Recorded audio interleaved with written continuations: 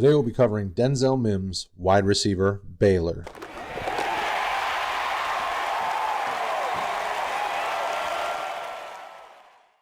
Don't forget to like and subscribe and hit that notification bell so you can stay up to date with all the great content coming from the team over here at RotoHeat.com. Mims is 6'3", 207 pounds, and in his career at Baylor, he had 186 receptions for 2,925 yards and 28 touchdowns. We do also want to note that in 2019 and 2017, he had 1,000-yard seasons. For athletic ability, we gave him a 7.2 out of 10. This is a big play threat waiting to happen. You know, he is a guy that in his 2,000-yard seasons averaged well over 15 yards a catch. He showed well at the combine, running in the 4.3 range, having a 38.5-inch vert. He's got a massive wingspan, and you saw that time and time again as he's making big catches all over the field. The quarterback play of Baylor, was suspect his entire career, and he made below average quarterbacks look less below average. He's definitely one of the best athletes in this draft class.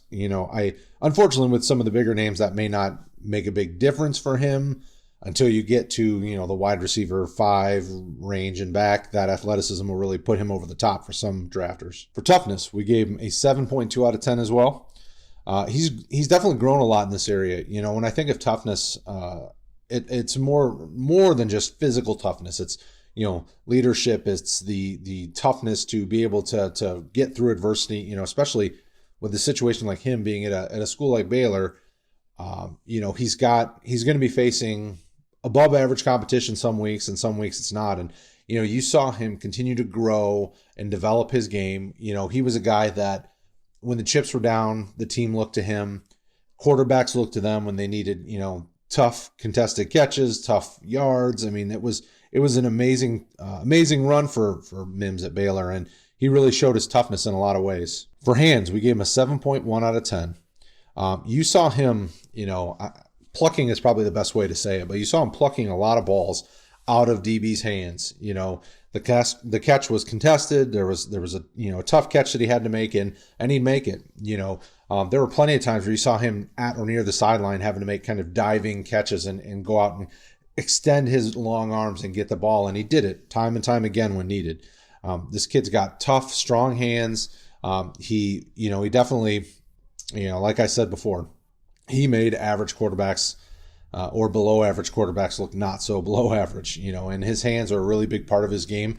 He does a good job going up and getting the ball. He uses his hands really well, not only catching the ball, but fighting through DBs and guys that are pressing him. He does a good job fighting those hands and at the end zone, at the red zone, and in the end zone. That'll be really good for him. For Yak, we gave him a 6.8 out of 10. He does a good job at boxing out defenders and doing some of the things to help give him the opportunity to get the tough yards. We just think it's an area that he can grow in, and we kind of link this to the route running in some senses that, the quarterbacks trust that Mims will make the big catch and do some of those things, but the defenses also knew that they could put extra guys on Mims, and he had a hard time, if you saw him getting doubled and having extra defenders on him, he had a little bit of a tough time getting some of those extra yards and doing some of those things. Now, that being said, they still trusted him enough to go his way most cases, which is why we gave him a 6.8. I mean, that's definitely not a number to slouch at. That's a well above average number. He will continue to be one of the best receivers in this class, and he went from being a sleeper to post-combine being somebody that everybody's talking about. For route running, we gave him a 6.6 out of 10.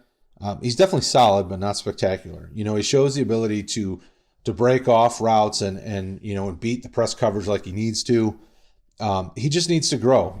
There's routes that he does really well, the fades and some of the stuff in the red zone and in the end zone, like I mentioned earlier. But a lot of that between the 20 stuff, you didn't see a lot of diversity in what they did with Mims on the field. So it's definitely something when he gets to the next level, it's just an area that he's going to need to develop more. At a 6.6, that's a great score. I mean, it's not like it's something to kind of scoff at. He's definitely going to be considered in the 5 to 10 range of the wide receivers in this draft class. And with as deep as it is, that's a big deal. Overall, we gave him a 7 out of 10. At Baylor, he quickly became the quarterback safety net. Like I mentioned earlier, the team looked to him when they needed yards, when they needed big plays, when they needed everything.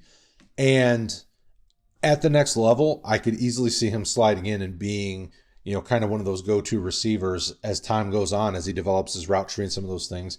He's a guy that has spectacular ability. I don't want to compare him to other Baylor receivers, but he has that big play ability and the ability overall from the great athletic profile and the toughness in the hands. I mean, he can profile as a wide receiver one, not only on a team, but on your fantasy team.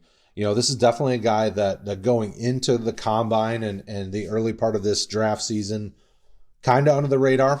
People were talking about him, but not a lot. And then he showed out well at the combine and really put himself over the top of being in the conversation for, top 5 at the wide receiver group. So when it comes to your fantasy drafts, he's going to be a guy that goes late first, early second, probably on the regular, and maybe even in the super flex realm, he may even go high. It's all going to depend on, and if you like him more than a guy like a T. Higgins or Laviska Shenault, it's where you rank him there. The guys on our team are really starting to love him, and he's sliding up all our draft boards. But, time will tell.